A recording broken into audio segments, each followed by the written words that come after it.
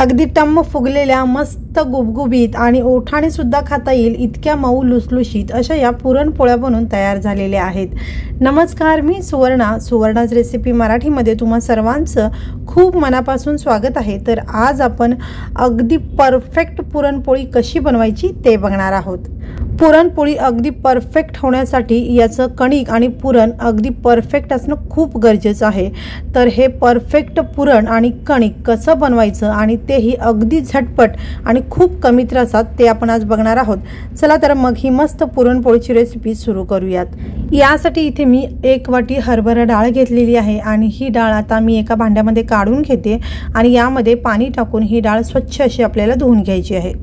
हलकासा हात फिरून ही डाळ स्वच्छ आपल्याला धुवून घ्यायची आहे। याच्यातील पाणी आपल्याला पूर्ण काढून घ्यायचं आहे आणि पुन्हा याच्यामध्ये मी पाणी घालते।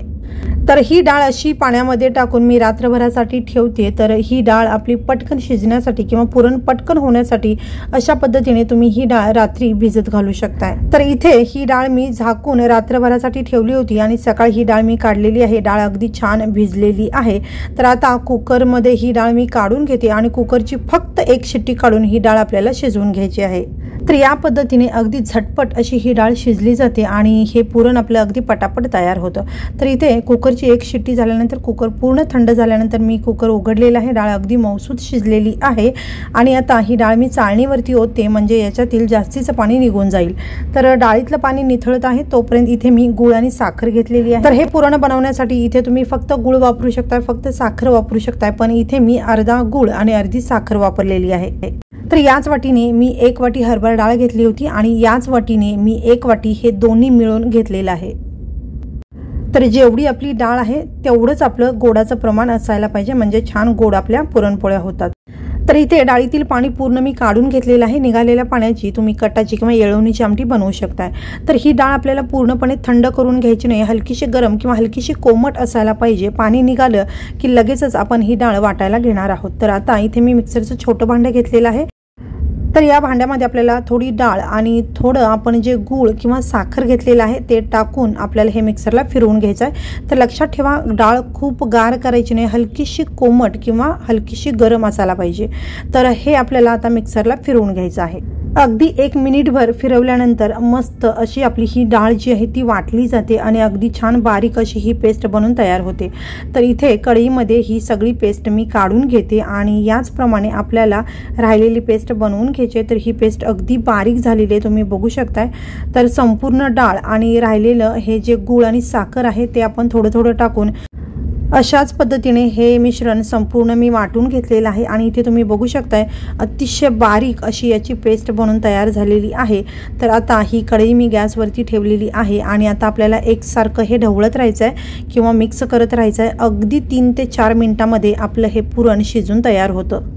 तर इथे आपल्याला गॅस मध्यम किंवा त्यापेक्षा थोडासा कमी असा ठेवायचा आहे आणि एकसारखं आपल्याला हे मिक्स करत राहायचं आहे। अगदी 3 ते 4 मिनिटांमध्ये मस्त आपलं हे पुरण अगदी झटपट आणि अतिशय परफेक्ट असं तयार होतं। तर इथे बघू शकता तुम्ही अगदी 3 ते 4 मिनिटांमध्ये हे मस्त घट्टसर दाटसर पुरण तयार झालेलं आहे। तर आता हे पुरण तयार झालं आहे हे ओळखायचं कसं, तर अशा पद्धतीने उलातनं तुम्ही मध्ये खोचलात तर हे उलातनं उभं राहतं म्हणजे हे परफेक्ट पुरण आपलं पोळीसाठी तयार झालेलं आहे।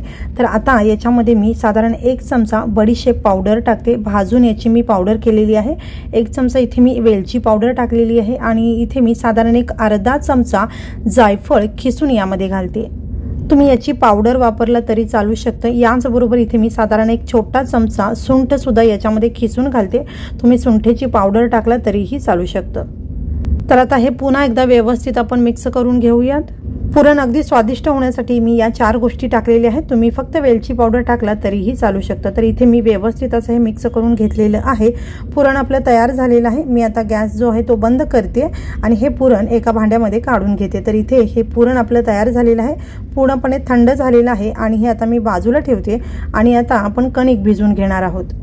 ज्या वाटीने मी हरभरा डाळ घेतली होती त्याच वाटीने 1 वाटी मी गव्हाचं पीठ घेतलेलं आहे आणि अर्धी वाटी इथे मी मैदा घेतलेला आहे आणि हे आपल्याला छान बारीक असं चाळून घ्यायचं आहे।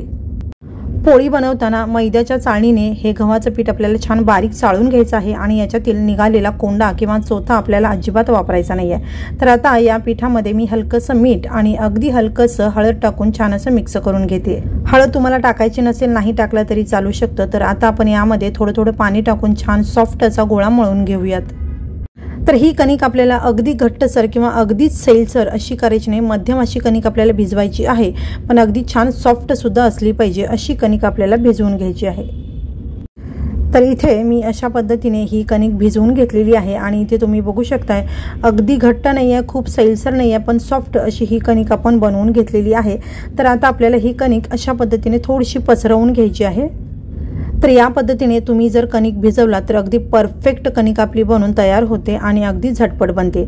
तर अशा पद्धतीने ही कणिक भिजवून झाल्यानंतर 4 ते 5 चमचे पाणी यामध्ये टाकायचं आहे आपल्याला आणि यानंतर अशा पद्धतीने बोटाने आपल्याला ठसे उठवून घ्यायचे आहेत, म्हणजे पाणी छान आतपर्यंत मुरतं। तर हे घातलेलं पाणी कणकेमध्ये छान मुरलं पाहिजे, तरच आपली कणिक अगदी मऊसूद अशी तयार होते। तर आता आपण याच्यावरती झाकण लावणार आहोत। झाकण लावून आपल्याला साधारण एक 15 मिनिटासाठी हे बाजूला ठेवून द्यायचं आहे। 15 मिनिटानंतर मी हे काढलेलं आहे आणि याच्यामध्ये घातलेलं पाणी तुम्ही बघू शकताय अगदी छान मुरलेलं आहे। तर आता आपल्याला काय करायचं, तेल घ्यायचं आहे। तर इथे मी साधारण पाव वाटी तेल घेतलेलं आहे आणि तेलाच्या हाताने आपल्याला ही कणिक छान अशी मळून घ्यायची आहे। तर या कणकेला तेल पाण्याची कणिक असं सुद्धा म्हटलं जातं, कारण आपण कणिक भिजवण्यासाठी पाण्याचा वापर केला आणि आता ही कणिक मळण्यासाठी तेलाचा वापर करत आहोत।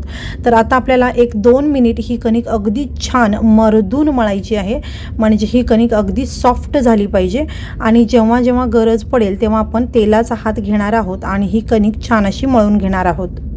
तर इथे आपल्याला 2 मिनिटाचे कष्ट घेऊन ही कणिक अगदी छान अशी मळून घ्यायची आहे आणि मी मगाशी सांगितल्याप्रमाणे तेलाचा हात आपल्याला लावूनच ही कणिक छान अशी मळून घ्यायची आहे। तर इथे 2 मिनिटानंतर तुम्ही बघू शकता या कणकेला मस्त तार यायला लागलेली आहे। अशी कणिक आपली झाली पाहिजे आणि ही कणिक आता परफेक्ट आपली तयार झालेली आहे।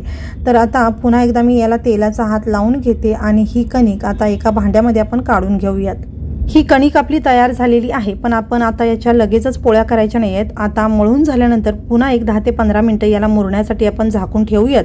10 ते 15 मिनिटानंतर मी हे काढलेलं आहे आणि आता कणिक तुम्ही बघू शकताय अगदी मऊसूद लोण्यासारखी ही कणिक झालेली आहे। यापासून बनणाऱ्या पोळ्या अगदी मऊ लुसलुशीत, अगदी ओठाने सुद्धा खाता येईल इतक्या सॉफ्ट अशा पोळ्या बनून तयार होतात आणि ही कणिक अशा पद्धतीने खेचल्यानंतर मस्त तार खेचल्यासारखी खेचली जाते। तर अशी ही परफेक्ट कणिक आपली तयार झाली पाहिजे। तर आता ही कणिक छान आपली तयार झालेली आहे। अशा कणकेपासून तुम्ही फक्त पिठाच्याच नाही तर तेलाच्या पोळ्या सुद्धा अगदी सहज बनवू शकता। तर हे कणिक आणि पुरण आपलं तयार आहे आणि पोळी लाटण्यासाठी इथे मी मैदा घेतलेला आहे, तुम्ही गव्हाचं पीठ सुद्धा चाळून इथे घेऊ शकताय। तर आता इथे मी थोडासा मैदा हाताला लावून या कणकेचा छोटासा गोळा काढून घेते। अशी कणिक तयार झाली की यामध्ये हवं तेवढं पुरण भरता येतं। तर इथे मी एक छोटा गोळा कणकेचा घेतलेला आहे आणि एक हा मोठा गोळा मी पुरणाचा घेतलेला आहे। तर इथे तुम्ही बघू शकता अगदी 1.5 हा मी पुरणाचा गोळा घेतलेला आहे आणि हा छोटासा कणकेचा गोळा घेतलेला आहे। अगदी परफेक्ट अशा या पुरणपोळ्या आपल्या मस्त गुबगुबीत आणि भरपूर पुरणाच्या तयार होतात। तर हा कणकेचा गोळा मैद्यामध्ये थोडासा घोळवून अशा पद्धतीने मी वाटी बनवून घेते आणि आता याच्यामध्ये हा पुरणाचा गोळा आपल्याला भरून घ्यायचा आहे। एका हाताने आपल्याला हा पुरण वाटीमध्ये दाबत जायचा आहे आणि दुसऱ्या हाताने ही वाटी आपल्याला गोल फिरवत बंद करत जायची आहे। तर या पद्धतीने अगदी झटपट आणि परफेक्ट असा हा पुरणपोळीचा गोळा आपला बनवून तयार होतो। तर इथे अशा पद्धतीने ही वाटी आपण बंद करून घेणार आहोत। तर या पद्धतीने कणकेची वाटी बंद केल्यानंतर थोडीशी जास्तीची कणिक राहते ती आपल्याला अशा पद्धतीने गोल फिरवत काढून घ्यायची आहे आणि यानंतर थोडासा मैदा किंवा पीठ लावून आपल्याला हे जे तोंड आहे ते व्यवस्थित बंद करून घ्यायचं आहे, म्हणजे पुरण आपलं अजिबात बाहेर येणार नाही आणि हा गोळा थोडासा चपटा करून घ्यायचा आहे। तर या पद्धतीने कणकेमध्ये आपण पुरण भरून घेतलात तर पुरण अजिबात बाहेर येणार नाही। तर अशा पद्धतीने थोडंसं दाबून घेतलं की पुरण सगळ्या बाजूला एकसारखं पसरलं जातं। तर आता हा गोळा मी मैद्यामध्ये घोळवून घेतलेला आहे आणि पुन्हा एकदा थोडंसं आपण दाबून घेणार आहोत, म्हणजे पुरण सगळ्या बाजूला एकसारखं पसरलं जाईल। तर इथे हाताने पसरताना तुम्ही बघू शकता कणिक अगदी सॉफ्ट आहे, मस्त परफेक्ट अशी तयार झालेली आहे। तर ही पोळी लाटताना तुमच्या लक्षात येत असेल तर अशा पद्धतीने कणिक जर तुम्ही भिजवून घेतलात आणि हवं तेवढं पुरण जरी भरलात तरीसुद्धा पोळी अजिबात फाटणार नाही। तर इथे तुम्ही बघू शकताय सगळ्या बाजूनी मस्त एकसारखं हे पुरण पसरलेलं आहे आणि अजिबात पोळी फाटलेली नाही आहे। तर अशा पद्धतीने आपण ही पोळी लाटून घेणार आहोत आणि मध्ये मध्ये जर गरज पडली तर तुम्ही इथे मैद्याचा किंवा पिठाचा वापर करू शकताय आणि सगळ्या बाजूनी एकसारखी ही पोळी आपल्याला लाटून घ्यायची आहे। आणि काठ जे आहे ते पोळीचं अगदी छान पातळ असायला पाहिजे, ही पोळीची खासियत आहे। तर काठ अजिबात आपल्याला जाडसर करायचं नाही, काठ छान बारीक किंवा पातळ असं लाटलं गेलं पाहिजे। पोळी छान झाली आहे हे ओळखायची सुरुवातच काठापासून करायची, बाकीच्या गोष्टी नंतर असं माझी आजी म्हणायची। त्याच्यामुळे पोळीचं काठ अगदी पातळ असलं पाहिजे। तर इथे मी ही पोळी लाटून झाल्यानंतर तवा छान गरम करून घेतला होता, तर पोळी मी तव्यावरती घालून घेतलेली आहे आणि आता एक बाजू हलकीशी झाली की आपण याची बाजू पलटवून घेऊयात। तर इथे ही पोळी पलटवण्यासाठी लगेचच आपण उलातनं अजिबात वापरायचं नाही, तर हाताचा इथे वापर सुरुवातीला आपल्याला करायचा आहे, नाहीतर मग पोळी फाटू शकते। तर इथे बघा मस्त पोळी टम्म फुगायला सुरुवात झालेली आहे आणि आता आपण छान असं तूप या पोळीला लावून घेऊयात। तर इथे तुम्ही तेल सुद्धा लावू शकताय, पण तुपाने पोळीचा स्वाद अजून जास्त वाढतो। तर दोन्ही साईडला व्यवस्थित असं मी तूप लावून घेतलेलं आहे आणि दोन्ही साईडने व्यवस्थित अशी ही पोळी आपल्याला मस्त भाजून घ्यायची आहे। तर इथे तुम्ही बघू शकताय अगदी मस्त फुग्यासारखी टम्म फुगलेली पोळी आपली बनून तयार झालेली आहे।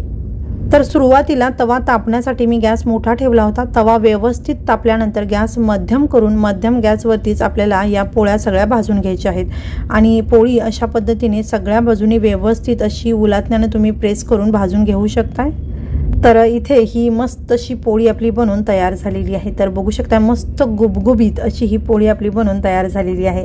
तर याच पद्धतीने मी अजून एक पोळी लाटून घेतलेली आहे आणि ही सुद्धा पोळी आता तुम्हाला मी भाजून दाखवते, कारण सगळ्या पोळ्या मस्त अगदी टम्म फुगलेल्या अशा तयार होतात। तर इथे पुरण आणि कणिक अगदी तुमचं परफेक्ट असेल तर पोळी कशीही लाटा, तुमची पोळी अगदी टम्म फुगलेली मऊ लुसलुशीत अशी तयार होईल।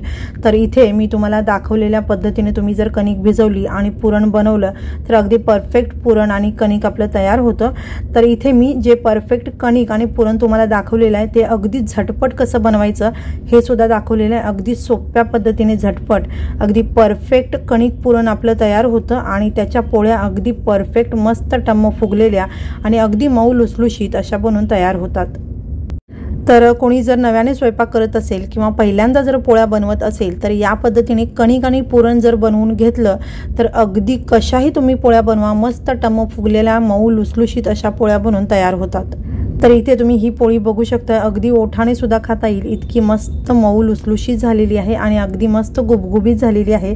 तर ही पोळी झालेली आहे, मी काढून घेते आणि याच पद्धतीने इथे मी काही पोळ्या बनवून घेतलेल्या आहेत। तर इथे तुम्ही बघू शकता अगदी मऊ लुसलुशीत ओठाने सुद्धा खाता येईल इतकी सॉफ्ट आणि अतिशय गुबगुबीत भरपूर पुरणाची अशी ही पोळी आपली बनवून तयार झालेली आहे। अगदी मऊ लुसलुशीत लोण्यासारखी सॉफ्ट आपली ही पोळी बनवून तयार झालेली आहे। तर ही पोळी अशा पद्धतीने तुम्ही जरूर बनवून बघा। तर परफेक्ट पोळ्या या सगळ्या बनवून तयार झालेल्या आहेत। तर कणिक आणि पुरण परफेक्ट असेल तर मस्त अशा या पोळ्या बनवून तयार होतात आणि पोळीसोबत दूध आणि तूप तर असलंच पाहिजे। तर या पद्धतीने अगदी परफेक्ट कणिक पुरण तेही अगदी झटपट बनवून अशा या मस्त पुरणपोळ्या जरूर करून पहा आणि तुम्हाला जर हा व्हिडिओ आवडला असेल तर व्हिडिओला लाईक, शेअर आणि चॅनलला सबस्क्राइब करून बेल आयकॉन जरूर दाबा आणि हा व्हिडिओ पाहिल्याबद्दल खूप धन्यवाद।